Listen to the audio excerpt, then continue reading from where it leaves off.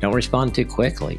Pray, reflect, think through things together before you respond. If your spouse says something that you think you're going to think, well, that's stupid or that's ridiculous, don't say that.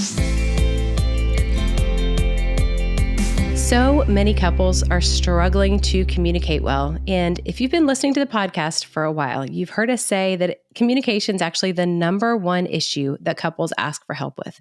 Today, Dr. Kim will share 6 actionable tips to help you communicate well through the tough times in marriage.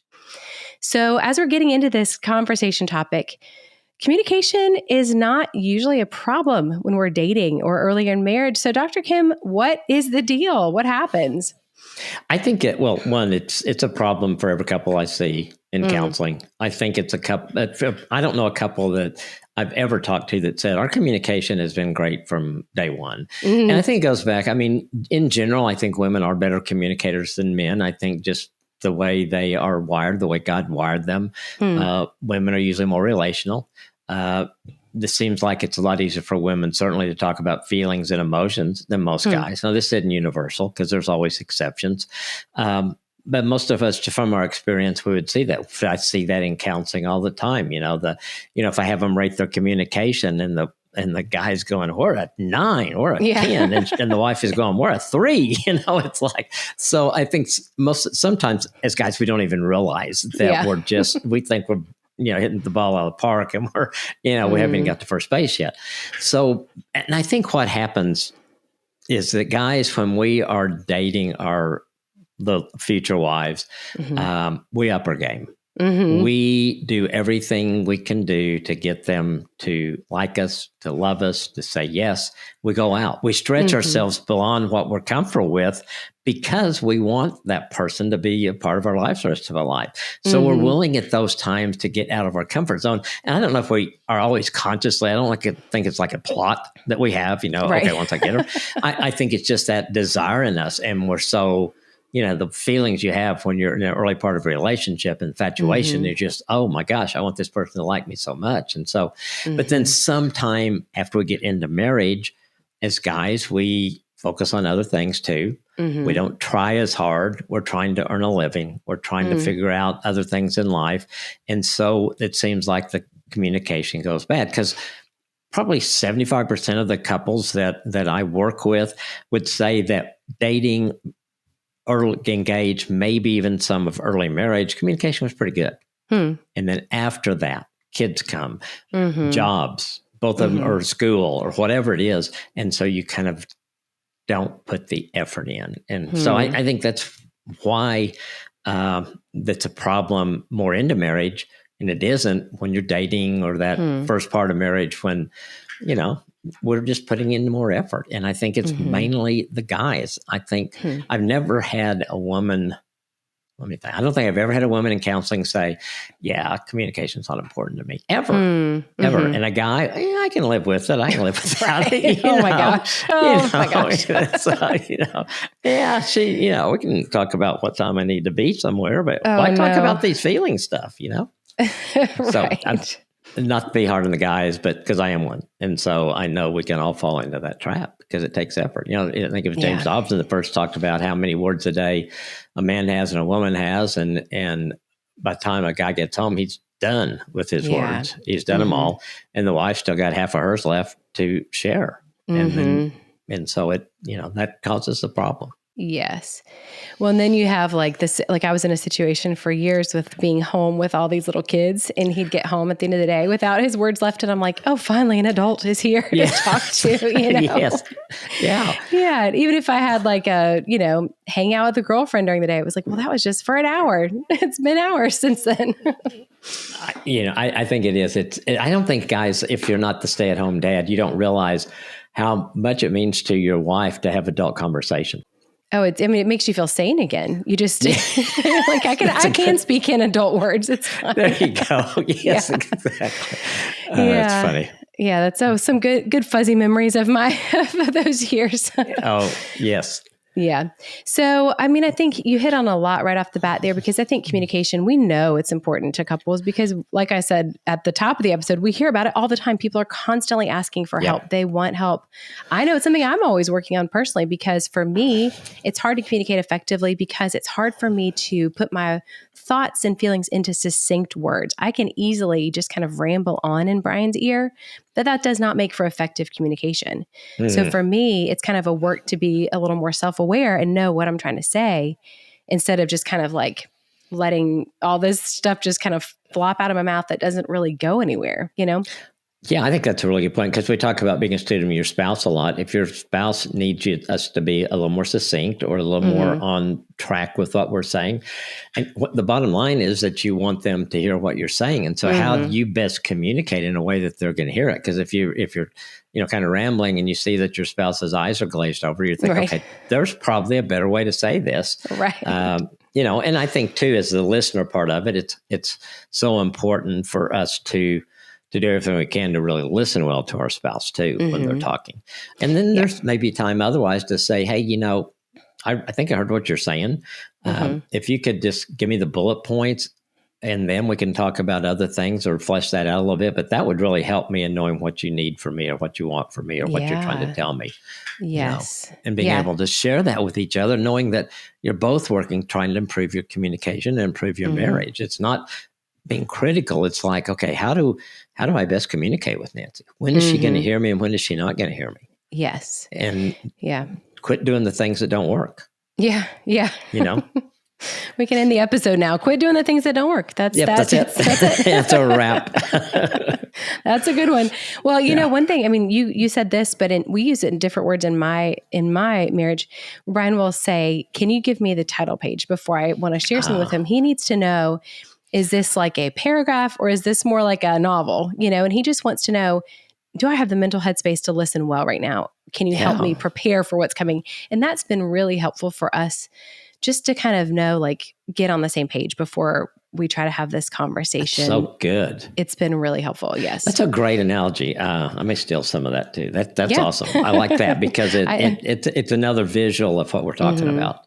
I know one of the big surprises, I think that was a struggle for our communication, was just the number of mundane things you have to talk about in marriage. You do have to talk about your budget. You have to talk about your schedule in ways that you didn't have to before.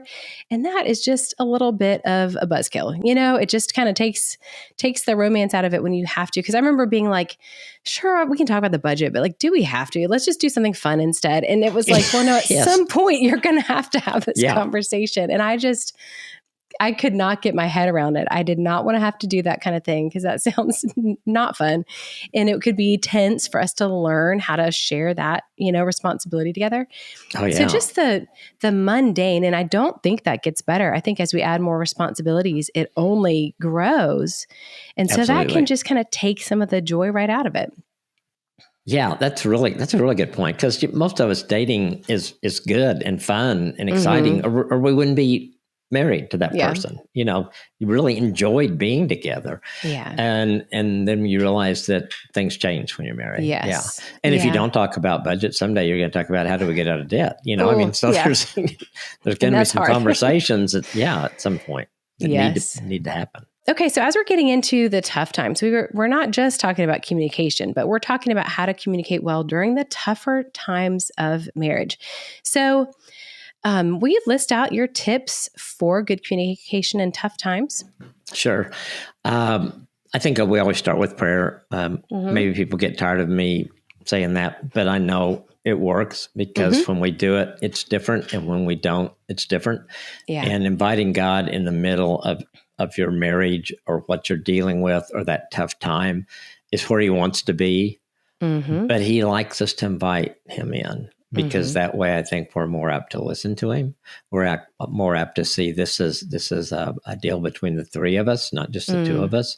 And so I think prayer is such an important thing. And I think I think Nancy, I've gotten to the point when we don't think to invite him into something in a situation like that it's almost like you feel like you're walking out of the house without any clothes on. It's like something is wrong here. It's missing. And I think you do it long enough, consistent enough, and you realize this is just the way it's supposed to be. And when we haven't invited him in, it's not the way it's supposed to be. And so working toward till you get to that point where that's just such a natural thing of whatever you're going through. Tell your spouse how you feel. I think that's hard, and it can be hard for women too, but, and sometimes just for different reasons, maybe a wife just really doesn't think that will upset him or don't know how he'll react to something. And so it certainly can be hard to address, but I think it's really, really important for couples to tell each other how you feel. Where are you on this thing? How is this situation affecting you? What do you need from your spouse? What are your fears? What's going on in your mind at that time? And then the other person is the third thing is to listen well. Listen to what they're saying. And I've said it before, but you can listen 5 times faster than someone can speak. So I have to have eye contact with Nancy. If we're really talking about something important, I've got to have eye contact, because otherwise I will be finding squirrels all over the house to look at, or my mind just goes all kinds of places.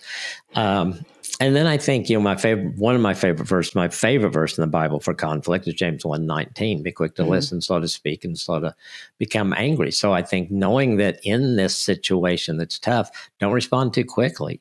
Pray, reflect, think through things together before you respond. If your spouse says something that you think you want to say, well, that's stupid or that's ridiculous, don't say that. Yeah. Just listen and kind of hear what they're really saying, and then have your conversation. If I make a habit of being open and honest, I think you've got to do that. And I think it's something, if someone's listening and they really haven't, that it's time for a restart in that, because I don't think you're ever going to really get where you need to go. If you're not open, if you're not honest, I don't think your communication is ever going to be where it needs to be to really help you get through the tough times, to resolve issues, to talk about those things, because there's always going to be this big question mark there. Are they being open? Are they being honest? Those kind of things. And I think to know, finally, if you get stuck, go to professional, find a good Christian counselor in your area, find someone that can help you grow in that part of your, I've had couples that's really what the reason they've come in is communication. I mean, they weren't even fighting that much. They just weren't connecting communication the way they wanted to. And just to have a counselor be able to, some people like that, maybe it's just 2 or 3 sessions. Yeah. And we do some techniques and they try some tools, and they're motivated and they see some things that work. And that's great. So sometimes it's just having someone as an outsider kind of direct you, observe, give you some input to help you get your communication where it's effective, and it helps you day to day, and it helps you in tough times. Yeah, that's really good. Where would you send somebody who does not have a counselor or does not know who a good counselor in their area is? Where should they look? I think you ask your pastor. If, most pastors have a list of Christian counselors that they refer to. You can go on the website of American Association of Christian Counselors. You can go to find a counselor, and you can put your zip code in, and they'll show you the counselors that are available in your area that are part of American Association of Christian Counselors. I've had really good luck, and especially people that contact us from out of town or a different state, and they want counseling, but they really would like to find someone there. And I've never had bad feedback. And you'll usually, depending on where you live, you'll find somebody fairly close, and maybe some other options. And it's okay then to call and ask some questions and make sure you're comfortable with them. That's good. So there's definitely ways to do that. And certainly now with Zoom, and online counseling, virtual counseling, it's pretty easy to find someone. All of our counselors at our counseling center do Zoom and do virtual counseling with people wherever. That's great. So that makes it a lot easier than it used to be.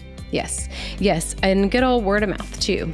Word of mouth is helpful also. If you have some friends and they are happy with their counselor, that's probably the best recommendation you can have.